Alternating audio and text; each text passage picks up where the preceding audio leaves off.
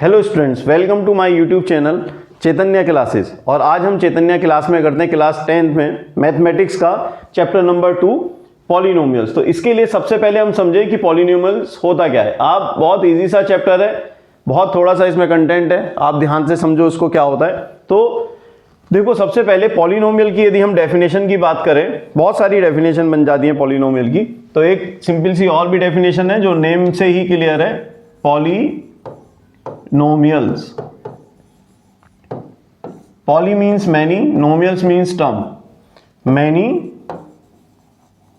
Terms.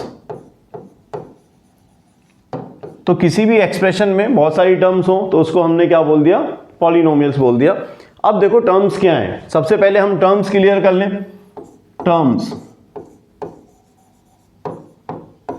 Terms में देखो, जैसे ये हमने एक अलजेब्रिक एक्सप्रेशन लिया, देयर आर टू टर्म्स, एक टर्म है 2x और एक टर्म है 5y।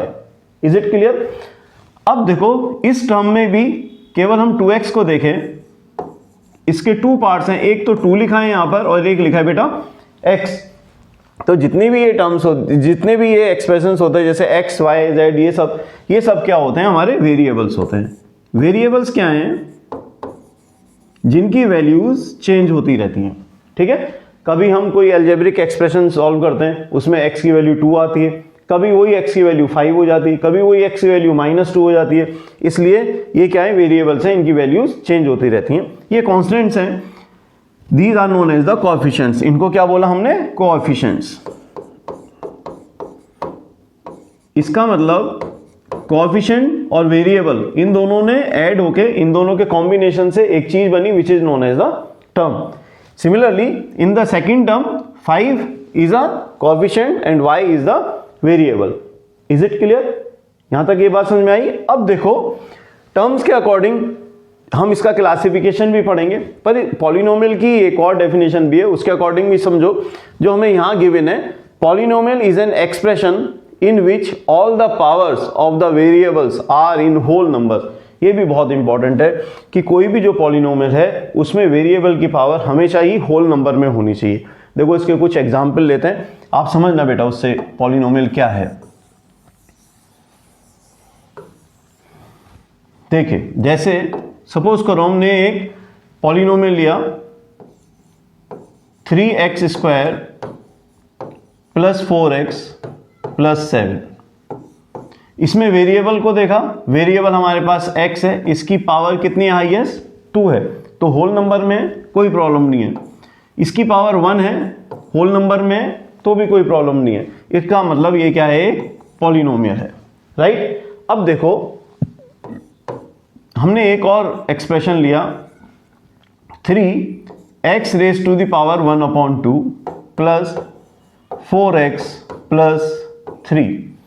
सही है। अब देखा इसमें, यार इसमें जो x की वैल्यू, x की पावर है, वो किस में है, होल नंबर में नहीं है। So it is not a polynomial, ये कोई पॉलिनोमियल नहीं है। और देखो 4√x + 7x + 2 ऐसा मान लेते हैं। अब इसमें भी जो वेरिएबल है उसकी पावर भी क्या आएगी, 1/2 ही आएगी, तो वो भी क्या नहीं है, होल नंबर में नहीं है। या आप सीधा भी कह सकते हो, यदि किसी की भी कोई भी वेरिएबल यदि अंडर में गिवन है तो आप मान लो कि वो क्या नहीं है, एक पॉलिनोमियल नहीं है। तो ये भी हमारा एक पॉलिनोमियल नहीं है। और देखो बेटा, हम ऐसे भी ले सकते हैं 3/x + 7x + 3।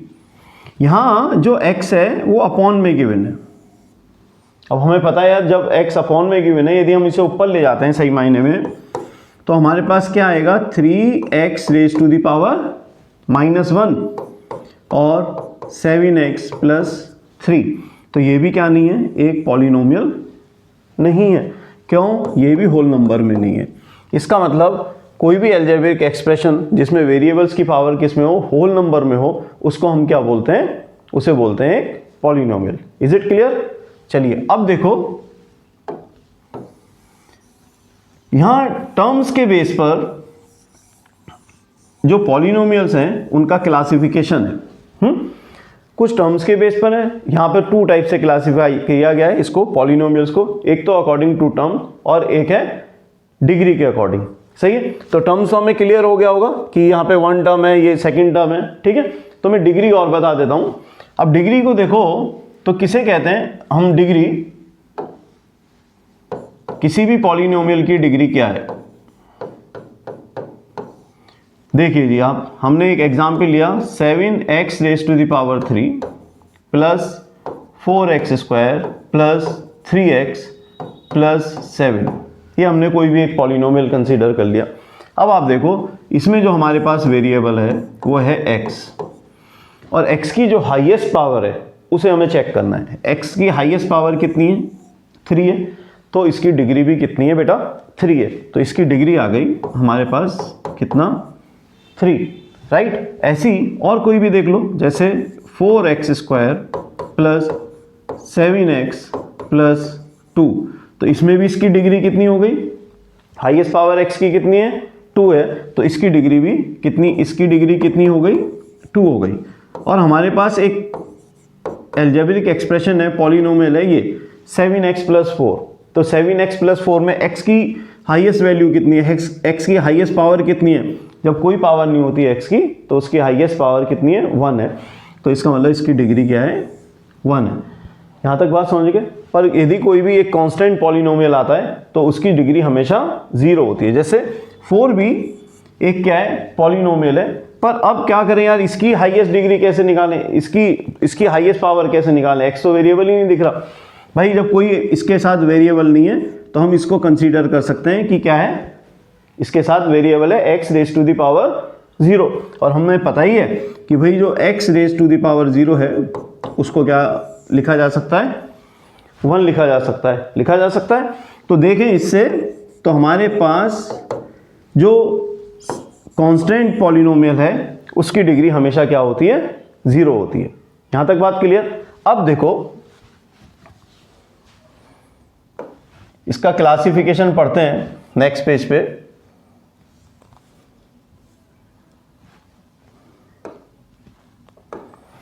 ये है types of polynomials based on the number of terms. ठीक है, जितनी नंबर ऑफ टर्म्स है उसके अकॉर्डिंग किसी पॉलिनोमियल का क्लासिफिकेशन कैसे कर सकते हैं।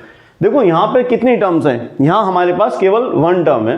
तो according to number of terms, if there is only 1 term then this type of polynomial is known as the monomial. Mono means 1 term वाला। ठीक है, ये हो गया हमारे पास monomial. Mono means 1, only 1 term in this polynomial, so this type of polynomial is known as a monomial। बहुत simple है, मोनो, डाई, ट्राई, टेट्रा, पेंटा, हेक्सा, हेप्टा, ये थोड़ी सी आप याद करो तो उससे हमें 1 सेकंड में समझ में आ जाएगा। यहाँ देखो यहाँ कितनी टर्म्स हैं, 1 टर्म, और ये हो गई हमारी सेकंड टर्म, 2 टर्म्स है। यदि यहाँ पर पॉलिनोमियल की 2 टर्म्स है किसी पॉलिनोमियल में, then it is known as the binomial. 2 terms वाले को बाइनोमियल, सिंगल टर्म वाले को मोनोमियल। और यदि हमारे पास मोर देन ये यहाँ पर 3 टर्म्स हैं तो इसको बोल दिया हमने ट्राइनोमियल। तो according to number of terms यहाँ पे हमारे पास कितने टाइप्स के पॉलिनोमियल हो गए, 3 टाइप्स के पॉलिनोमियल हो गए। अब देखो यदि हमारे पास जो पावर है, ठीक है, इससे भी ज्यादा हो तो हम उसको क्या बोले, यदि हमारे पास पावर इससे ज्यादा है, किससे, 3 से भी ज्यादा है, तो उसको हम सिंपल पॉलिनोमियल बोल देते हैं। Is it clear. चलिए जी, इसके बाद हमारे पास आता है इसका सेकंड क्लासिफिकेशन।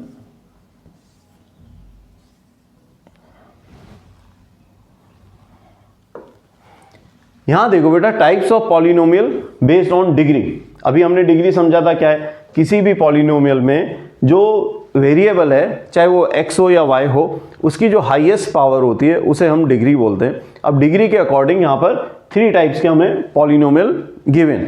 जैसे फर्स्ट, यदि किसी की मैक्सिमम डिग्री 1 है then it is known as the linear polynomial. यहाँ तक समझ में आया। यदि डिग्री क्या है, 1 है, तो it is known as linear polynomial. यहाँ हाईएस्ट पावर कितनी है, 2 है, इट मीन्स इसकी डिग्री कितनी है, यहाँ इसकी डिग्री हमारे पास कितनी है, डिग्री है यहाँ पर 2, यहाँ इसकी डिग्री कितनी है, 2 है। तो डिग्री 2 है तो it is known as the quadratic polynomial, right. यहाँ देखें तो यहाँ हमारे पास ये जो पॉलिनोमियल दिया है x raise to the power 3 plus x square plus 2x plus 3, इसमें हाईएस्ट डिग्री कितनी है, हाईएस्ट वेरिएबल की हाईएस्ट पावर कितनी है, 3 है। सो इट्स डिग्री इज 3 और if it degree is 3 then it is a type of the cubic polynomial. अभी एक और टाइप का भी पॉलिनोमियल होता है, वो भी मैं तुम्हें यहीं समझा देता हूँ। यदि किसी की पावर 4 है, ठीक है, तो देखो जैसे हम यहीं पे कोई भी एग्जांपल कंसीडर कर लेते हैं। ये आई हमारे पास कोई हमने पॉलिनोमियल लिया x raise to the power 4 plus 3x की power 3 plus 4x square plus 7, ये हमने एक पॉलिनोमियल कंसीडर कर लेते हैं। यहाँ भाई हाईएस्ट डिग्री कितनी है, 4 है। So it is also known as the biquadratic polynomial. देखो 2 वाले को क्वाड्रेटिक और 2 की जो पावर 2 है उसको बाई क्वाड्रेटिक, तो हमने इसको बोल दिया बाई क्वाड्रेटिक पॉलिनोमियल। यहां तक समझ में आया। तो डिग्री 1 तो क्या बोला, लीनियर पॉलिनोमियल। यदि डिग्री 2 है तो quadratic polynomial. If the highest power of the variable is 3 then it is known as the cubic polynomial, और यदि पावर 4 है highest then it is known as the biquadratic polynomial. Is it clear?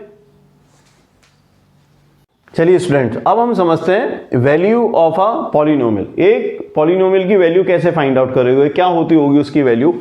देखो लिखा क्या है, if px is a polynomial in x, जिसमें x क्या एक वेरिएबल है, and if k is any real number then the value obtained by putting x equal to k in px is called the value of the polynomial px at x is equal to k. The value of px at x is equal to k is denoted by pk। ठीक है, अब आप language पे मत जाओ, एक example समझो, आपको 1 सेकंड में समझ में आने वाला है कि वैल्यू ऑफ पॉलिनोमियल कैसे फाइंड आउट करेंगे। सपोज करो इन्होंने जो बोला, हमारे पास ये आ गई एक पॉलिनोमियल px कंसीडर करा और उसका हमने मान लिया x square plus 3x plus 2, सही है। अब इसकी वैल्यू क्या है, यदि हम इसमें x के प्लेस पे कोई भी वैल्यू, रियल वैल्यू पुट करें, सपोज करो हमने 2 पुट कर दिया, जो हमें यहाँ पे वो k कह रहा था, ठीक है, 2 पुट करा, तो हम यहाँ क्या लिखेंगे, pk लिखेंगे। pk मतलब जो हमने वैल्यू रखी है, वैल्यू क्या रखी है, 2 रखी है। तो ये हमें ये एग्जाम्पल में बताता है कि भाई जो px बता रहा है कि जो पॉलिनोमियल है इन टर्म ऑफ x है, यानी उसके अंदर का जो वेरिएबल है वो x है। अब हमने x की वैल्यू को 2 पुट करा, तो इसका मतलब है P2 हो गया। जहां जहां आपके पास x दिख रहा है वहां वहां आप 2 पुट कर दीजिए। देखिए, और इनिशियली बेटा इसको बहुत ध्यान से करो, बहुत सिंपल वे में, जब हमें समझ में आ जाएगा सारी चीज़ें प्रैक्टिस कर करके, तो इसमें कोई भी प्रॉब्लम नहीं है, हैं? पर इनिशियली बच्चे बहुत सारी गलतियां करते हैं इसमें, ठीक है। देखिए सपोज करो हमने x के प्लेस पे हमने 2 लिया ही है, यहाँ सपोज क्या करना है, 2 का स्क्वायर प्लस 3x का जो मतलब है वो है 3 इंटू एक्स। ये बात समझनी है ना, 3 इंटू एक्स, एक्स के प्लेस पे हमने 2 पुट कर दिया, यहाँ आ गया हमारे पास 2। ये 2 2 जा 4 प्लस 3 2 जा 6 प्लस 2, 4 प्लस 6 10, 10 प्लस 2 12। इसका मतलब जब हम इस पॉलिनोमियल में x के प्लेस पे 2 पुट कर रहे हैं तो उसकी होल वैल्यू कितनी आ रही है, 12 आ रही है। क्लियर? अब देखो एक और एग्जाम्पल ले लेते हैं। जनरली यहाँ पे हमसे कभी कभी मिस्टेक होती है, वो होती है जब वैल्यूज हमारे पास माइनस की हो, है ना। तो एक माइनस का एग्जाम्पल ले लेते हैं। हमने कोई भी पॉलिनोमियल कंसीडर करा, चलिए कोई क्यूबिक पॉलिनोमियल ले लेते हैं, है ना, जिससे थोड़ा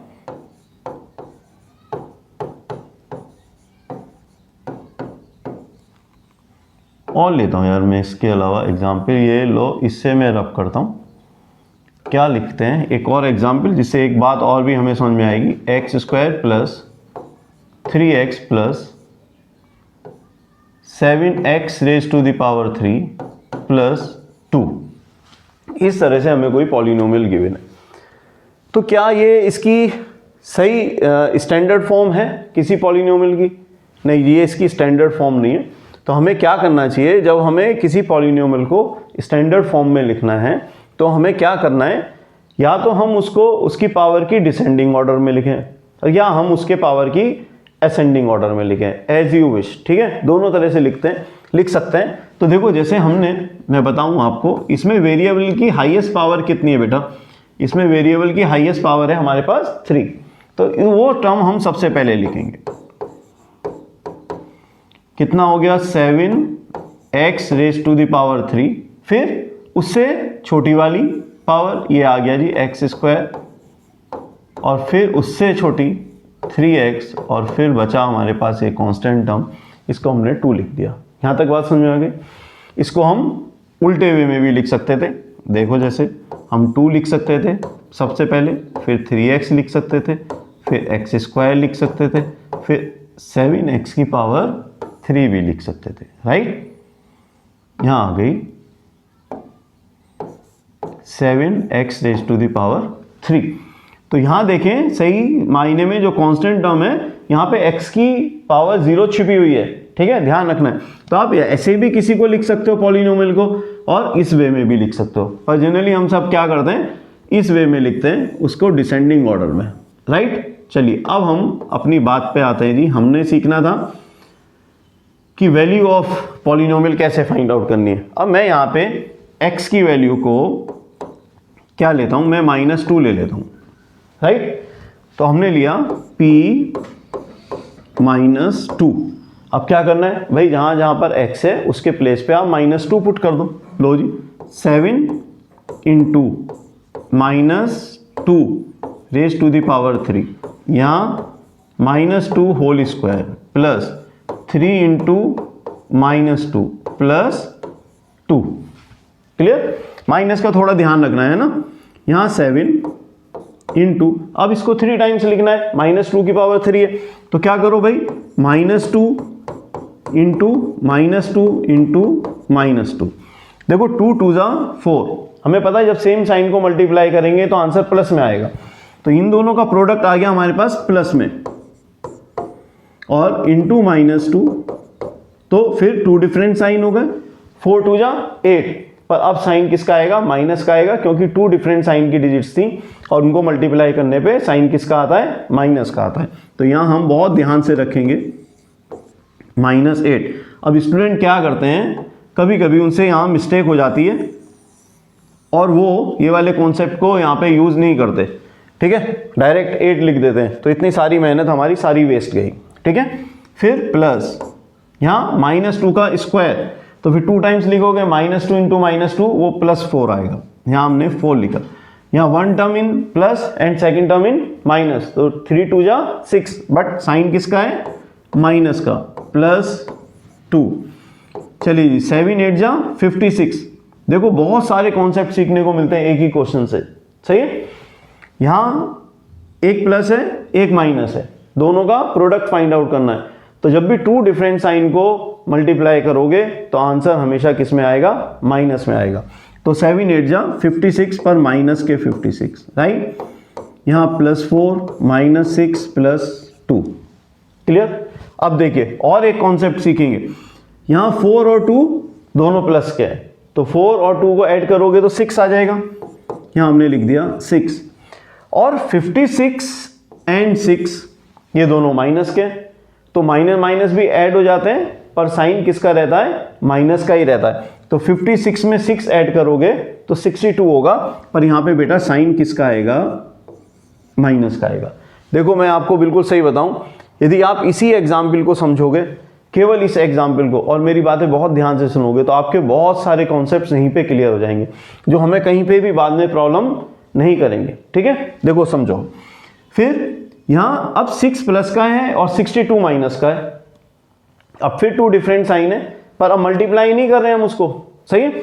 ऐसी कंडीशन में आप जब 2 डिफरेंट साइन होते हैं, वी ऑलवेज सब्ट्रैक्ट, हमेशा माइनस करेंगे।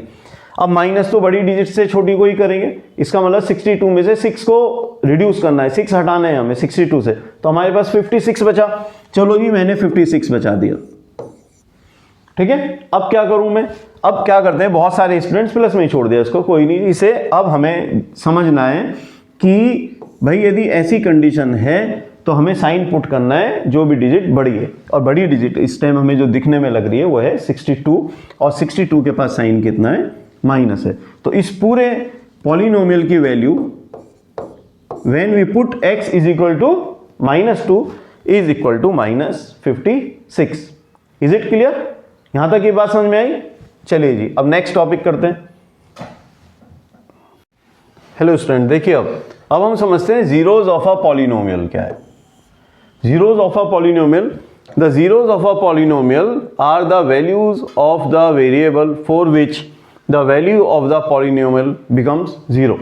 आपके पास कोई भी पॉलिनोमियल गिवन है, आप उसमें कोई x की ऐसी वैल्यू पुट करें जिससे कि होल पॉलिनोमियल की वैल्यू जीरो आ जाए। ठीक है, यदि होल पॉलिनोमियल की वैल्यू जीरो आ जाती है तो हम उसको कहेंगे it is a zeros of the polynomial. ये सिंगल भी हो सकती है और डबल ट्रिपल भी हो सकते हैं, यानी 1 भी हो सकते हैं और मोर देन 1 भी हो सकती है। देखो जैसे ही हमने एग्जांपल लिया, समझो आप इसको, हमारे पास एक पॉलिनोमियल है x raise to the power 3 -3x square -x + 3। सही, इसमें मैं एक एग्जांपल लेता हूं कि x की वैल्यू को 3 पुट कर देता हूं, तो हमारे पास आया P3, यहाँ 3 raise to the power 3 -3 into 3 square -x की जगह तो भाई 3 पुट करना था, तो यहाँ हमने पुट कर दिया ये +3। सॉल्व करो, 3 3 जा 9 3 जा 27, यहाँ -3 इंटू 3 3 जा 9, यहाँ -3 +3, ये 27 आ गया, 9 3 जा अगेन 27 आ गया, और यहाँ -3 + 3 आ गया। देखो 27 प्लस 27 माइनस कैंसिल, ये -3 ये +3 ये भी cancel. It means 3 is the zero of the given polynomial, क्योंकि यहाँ पे होल पॉलिनोमियल की वैल्यू कितनी आ गई बेटा, 0 आ गई। तो हमने कहा कि भाई ये क्या है, इस पॉलिनोमियल का एक जीरोज है, यानी इसको पुट करने पर पॉलिनोमियल में the value of the whole polynomial becomes 0। Is it clear? देखिए स्टूडेंट्स, अब हमें समझना है relationship between the zeros and the coefficient of a quadratic polynomial. हमारे सिलेबस में ज़्यादातर जितने भी जो हमारे पॉलिनोमियल्स हैं सब क्वाड्रेटिक पॉलिनोमियल है, लीनियर है या कहीं पे या क्वाड्रेटिक है, पर बेसिकली सब क्वाड्रेटिक है। ठीक है, तो क्वाड्रेटिक को समझना है, जो भी क्वाड्रेटिक पॉलिनोमियल है उसकी बेसिक फॉर्म ये है। देखो px = ax² + bx + c। कोई भी एक पॉलिनोमियल लिख लो, ये हमने लिखा px = 3x² + 5x + 7। ठीक है, इससे यदि मैच करें तो हमारे पास जो a है, कोएफिशिएंट ऑफ x² वो क्या हो गया a, कोएफिशिएंट ऑफ x वो हो गया b, और जो कांस्टेंट टर्म बची वो हो गई हमारी c, जो यहाँ पे हमें शो कर रहा है। यदि हम इससे कंपेयर करते हैं इसको, तो x² से पहले जो लिखा है वो a है, तो हमारा ये a हो गया। x से पहले जो वो हमारा b है, और बची हुई टर्म हमारी c है। तो ये क्वाड्रेटिक पॉलिनोमियल की सिंपल सी फॉर्म है। अब इसमें हमें रिलेशन क्या पढ़ना है, एक तो हमें इसके जीरोज अभी हमने पहले ही समझे थे क्या होते हैं, जीरोज और इसके कोएफिशिएंट्स में क्या रिलेशनशिप है ये हमें समझना है। देखो जरा, सबसे पहले हमें फाइंड आउट करना था, इसमें जो समझना है वो है सम ऑफ द जीरोज। इसके जो 2 जीरोज हैं उनका सम, यानी यदि हमने 2 वैल्यूज निकाली, क्योंकि क्वाड्रेटिक पॉलिनोमियल है, देखो बेटा जितनी जिसकी पावर है हाईएस्ट, इसमें क्वाड्रेटिक पॉलिनोमियल में डिग्री 2 ही होगी, हाईएस्ट पावर 2 ही होगी एक्स वेरिएबल की, तो हमेशा उसके 2 जीरोज आएंगे। और यदि पावर 3 है मैक्सिमम, यानी क्यूबिक पॉलिनोमियल की बात करें, तो हमेशा उसके जो वैल्यूज हैं उसके जीरोज हैं वो 3 होंगे। क्वाड्रेटिक की करें तो उसके 4 होंगे, नहीं बाई क्वाड्रेटिक करें तो उसके कितने होंगे, 4 जीरोज होंगे। यहाँ तक बात समझ में आई? अब देखो इसके 2 जीरोज हुए, हमने माना कि इसके जो 2 जीरोज हैं उसमें से एक अल्फा है और एक क्या है, बीटा है। तो ये रिलेशन है जीरोज और उसके कोएफिशिएंट्स में। तो फर्स्ट है सम ऑफ द जीरोज, बस 2 ही बातें हमें इसमें पूरे चैप्टर में ध्यान से समझनी है। सम ऑफ द जीरोज, ये आ गए जी 2 जीरोज, अल्फा और बीटा। तो अल्फा प्लस बीटा, यानी अल्फा और बीटा का जो सम है वो इक्वल होता है -b/a।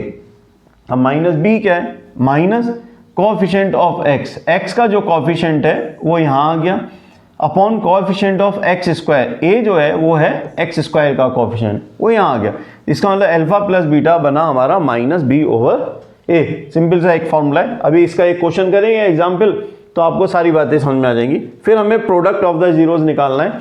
Product of the zeros में आया अल्फा बीटा, यानी जो दो जीरोज थे उनको क्या कर दो आप, मल्टीप्लाई कर दो। तो अल्फा और बीटा, अल्फा बीटा, इनका जो प्रोडक्ट है वो किसके इक्वल है, सी ओवर ए। सी क्या थी, हमारी कांस्टेंट टर्म थी। ओ ओवर ए क्या था, हमारा एक्स स्क्वायर का कोएफिशिएंट था। तो हम इसे लिख सकते हैं constant term upon coefficient of x square. Is it clear? अब इसके बेस पे करते हैं एक एग्जाम्पल। क्लियर है? देखिए जी, एग्जाम्पल से देख लेते हैं। आप कोई भी एक पॉलिनोमियल लेते हैं और दोनों में रिलेशन बताते हैं। पहले तो हमें क्या करना है, उसके लिए उसके जीरोस फाइंड आउट करने हैं बाय फैक्टराइजेशन मेथड। ये लेते हैं एक एग्जाम्पल जिसमें हमें जीरोस भी फाइंड आउट करने हैं और उसके कोएफिशिएंट्स के बीच में रिलेशन भी फाइंड आउट करना है। तो कोई भी एक एग्जाम्पल लिया, ये हमने कोई पॉलिनोमियल ले लिया बेटा, P x is equal to x square plus 7x plus 12, right. इस 12 के यहाँ साइन देख लिया, क्या है, प्लस का साइन है। 12 के ऐसे फैक्टर करने जिससे जो मिडिल टर्म है उसका सम 7 आ जाए। तो 4 इंटू 3, 4 3 जा 12, और 4 और 3 को ऐड करें तो कितना आता है हमारे पास, 7 आता है। ध्यान से करने फैक्टर। देखो 12 के फैक्टर तो ये भी होते हैं भाई, 6 इंटू 2, पर 6 और 2 को यदि आप ऐड करोगे तो आपके पास 8 आएगा। ये हमारी रिक्वायरमेंट नहीं है, हमें यहाँ पे कितना लाना है, 7 लाना है। तो हमने जो पहले फैक्टर करे वो बढ़िया है, वो ही सही है, बढ़िया क्या है, ठीक है। तो यहाँ हमने लिखा x square plus 4 plus 3x plus 12। Solve करो, x square plus 4x plus 3x plus 12। Pairing करा, x कॉमन लिया तो x प्लस के आ गया हमारे पास 4, यहाँ 3 कॉमन ले लिया तो भी आया x प्लस 4। क्लियर? देखो कॉमन लेने का मैंने आगे भी बताया पहले। अब इसको देखो, हमने 3x प्लस 12, इसमें से हमने जो 3 कॉमन लिया है, इसका मतलब क्या है, 3 कॉमन ले लिया जी। तो अंदर की जितनी भी टर्म्स होती हैं उसको हम डिवाइड करते हैं, जो भी डिजिट या हमने कोई वेरिएबल को कॉमन लिया हो। देखो 3 से 3 कैंसिल हुआ तो बचा क्या, x, और 3 4 जा कितने आए, 12, तो यहाँ पे बचा 4, राइट। तो इसे सॉल्व कर लो, x प्लस 4 कॉमन आ गया। ये दोनों टर्म्स हमेशा कॉमन ही रहती हैं, इक्वल हैं, तो आपका जो फैक्टराइजेशन है वो सही है, नहीं तो हमारा फैक्टराइजेशन कहीं ना कहीं रॉन्ग हो गया। तो बचा क्या, x प्लस 3, यहाँ तक हमने सॉल्व करा। इसके बाद इसके जीरोस फाइंड आउट करने के लिए हमें क्या करना पड़ता है, हमें लिखना पड़ता है भाई कि let px is equal to 0। px को 0 कंसीडर किया, तो px की ये 2 वैल्यूज आ रही हैं हमारे पास सॉल्व करने पे। तो मैंने लिखा x प्लस 4 और x प्लस 3 इक्वल टू 0। तो पहले first term x plus 4 equal to 0, तो x की वैल्यू आ गई हमारे पास -4। सेकेंड टर्म में x प्लस 3 इक्वल टू 0, तो x की वैल्यू आ गई -3। तो हमारे पास 2 जीरोज आ गए, एक -4 एक -3। तो इसको फर्स्ट वाले जीरो को मैं अल्फा कंसीडर कर लेता हूँ और इसको मैं बीटा कंसीडर कर लेता हूँ, जैसा अभी हमने इंट्रो में समझा। क्लियर? अब देखो इसकी रिलेशनशिप कैसे फाइंड आउट करें, वो वाला फॉर्मूला यहाँ पे कैसे अप्लाई करें। सबसे पहले आप इसके सम ऑफ द जीरोज निकालो। सम of the zeros,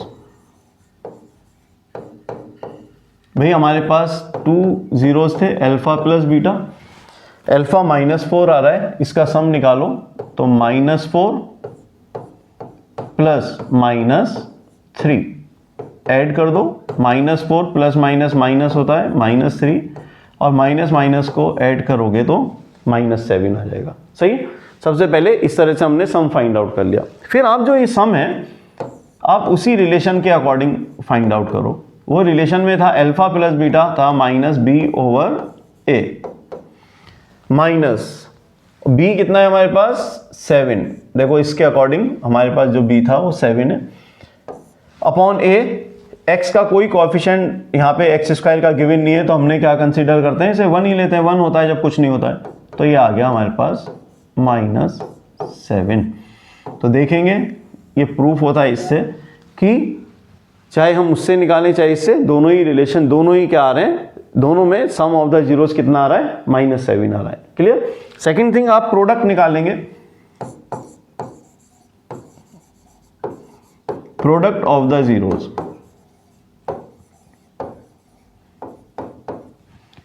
product of the zeros में हमारे पास भाई एक अल्फा और एक बीटा था, तो अल्फा इंटू बीटा कर लेते हैं। अल्फा की वैल्यू -4 थी और बीटा की वैल्यू हमने निकाली तो -3 थी, तो -3 इंटू -4 कितना हो गया, प्लस का 12 हो गया। इसी को आप रिलेशन से या फॉर्मूले से ले लो, अल्फा बीटा वो था हमारा c/a। c कितना था हमारे पास 12 और a कितना था 1, तो ये भी आ गया 12। ये दोनों भी आ रहे हैं सेम।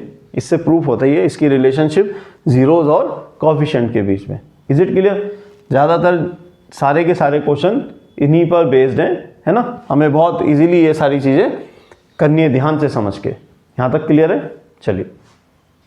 चलिए स्टूडेंट देखो, अब ये देखना है हमें कि यदि हमें sum of the zeros, product of the zeros given हो, तो how to form a quadratic polynomial. तो हमें क्वाड्रेटिक पॉलिनोमियल कैसे बना सकते हैं, क्वाड्रेटिक पॉलिनोमियल कैसे मिलेगा, उसमें चाहे हमें अल्फा और बीटा गिवन हो, ठीक है, और उससे हम भी क्वाड्रेटिक पॉलिनोमियल, एक क्वाड्रेटिक पॉलिनोमियल बना सकते हैं। ठीक है, तो सिंपल सा एक फॉर्मूला है क्वाड्रेटिक पॉलिनोमियल का।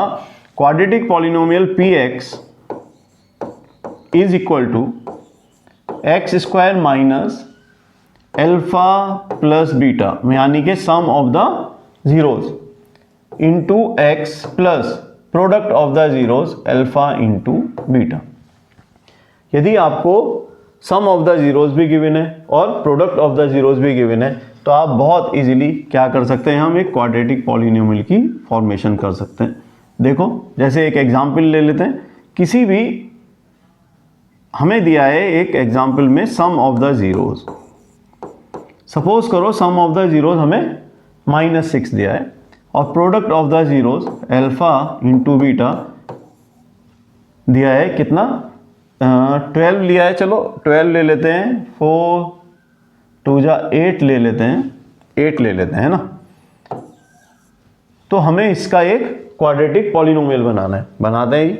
तो कुछ नहीं करना आपको, यहाँ px, first of all right the formula, formula आपने लिख ही रखा है, x² minus alpha plus beta, alpha plus beta कितना है हमारे पास -6, तो आप यहाँ पे क्या पुट कर दो -6, यहाँ लिखो x प्लस अल्फा बीटा कितना है 8, आप सॉल्व कर लो, x माइनस माइनस प्लस, ये आ गया हमारे पास 6x और ये आ गया हमारे पास 8। तो हमारा जो पॉलिनोमियल है जिसके जीरोस का सम -6 था और जीरोस का प्रोडक्ट कितना था 8 था, वो आ गया x² plus 6x plus 8। It mean जब आप इसको पूरा सॉल्व करोगे वापस ले जाके, तो इसमें सम ऑफ द जीरोज -6 आएगा और प्रोडक्ट ऑफ द जीरोज कितना आएगा 8 आएगा। यहाँ तक बात समझ में आई। आप एक और भी, हम इसे दूसरे वे में भी कर सकते हैं। सपोज करो डायरेक्ट हमें सम ऑफ द जीरोज और प्रोडक्ट ऑफ द जीरोज नहीं दिए, पर हमें क्या दिया है, जीरोज दिए। सपोज करो अल्फा हमें दिया है 3 और बीटा हमें गिवन है 2, तो इससे भी हम एक पॉलिनोमियल बना सकते हैं। अब हमें क्या करना है, पहले सम निकालना है। ठीक है, S for sum alpha plus beta, तो आप क्या लिखो 3 + 2, 3 + 2 कितने हो गए भाई 5, और प्रोडक्ट ऑफ द जीरोज यानी P भी निकालना है, वो कितना हो गया alpha, product of the zeros हो गया हमारे पास अल्फा बीटा। ठीक है, अल्फा बीटा वो आया 3 × 2, 3 2 जा कितने हो गए, 6 हो गए। इससे भी एक पॉलिनोमियल बना, P x is equal to x square minus alpha plus beta x, यानी sum of the zeros into alpha beta means product of the zeros. तो हमने बनाया एक्स स्क्वायर माइनस, हमारा सम ऑफ द जीरोज कितना आ रहा था भाई, दोनों को ऐड करके 5, वो भी प्लस का 5, तो यहाँ आ गया 5x, और अल्फा बीटा था 6, तो यहाँ आ गया 6। तो हमारे पास एक क्वाड्रेटिक पॉलिनोमियल बना, वो आया x square minus 5x plus 6। Is it clear? चलिए स्टूडेंट्स, अब समझते हैं graphical presentation of the quadratic polynomial. तो हमने एक क्वाड्रेटिक पॉलिनोमियल लिया y equal to a x square plus b x plus c की फॉर्म में। यदि हम इसका ग्राफ प्लॉट करते तो 2 कंडीशंस हैं हमारे पास। If a is greater than 0, यदि हमारा a जो है 0 से बड़ा है तो हमारे पास एक ग्राफ आता, वो होता ओपनिंग अपवर्ड। ये जो फिगर है, ग्राफ है, इसे हम बोलते हैं बेटा पैराबोला। क्या बोलते हैं? पैराबोला। तो a greater than 0 then parabola opening upward, और if second case if a is less than 0 then parabola opening downward. तो वो किस फॉर्म में आता है? ऐसे आ सकता है जी, डाउनवर्ड डायरेक्शन में आएगा, x डैश, यहाँ x, यहाँ y, यहाँ y डैश। क्लियर? अब देखो जो जीरोज हैं उसको कैसे समझना है हमें। तो यहाँ मैंने लिखा है यार, the zeros of a quadratic polynomial are x coordinates. कौन से कोऑर्डिनेट्स हैं? x coordinates. यानी हमें x एक्सिस पर फाइंड आउट करना है कि ग्राफ कहाँ कहाँ x एक्सिस को कट कर रहा है, कितने पॉइंट्स पे कर रहा है। क्वाड्रेटिक में 2 पॉइंट्स पे ही करेगा, क्योंकि 2 ही जीरोज होंगे क्वाड्रेटिक पॉलिनोमियल के। Of the points where the graph cuts x axis. देखो सपोज करो ये हमारे पास एक ग्राफ हमने बनाया, और ये इसको x एक्सिस को ये, ठीक है, तो यहाँ आया x डैश, ये y, यहाँ y डैश, यहाँ x, यहाँ ओरिजिन। तो ये x एक्सिस को कितने पॉइंट पे कट कर रहा है? यहाँ नंबर 1 और ये नंबर 2। तो इसके कितने जीरोज होंगे? 2 जीरोज होंगे। सपोज करो ये 2 से ज़्यादा पॉइंट पर यदि इंटरसेक्ट कर रहा है, कट कर रहा है, तो इसके 2 से ज़्यादा जीरोज हो जाएंगे।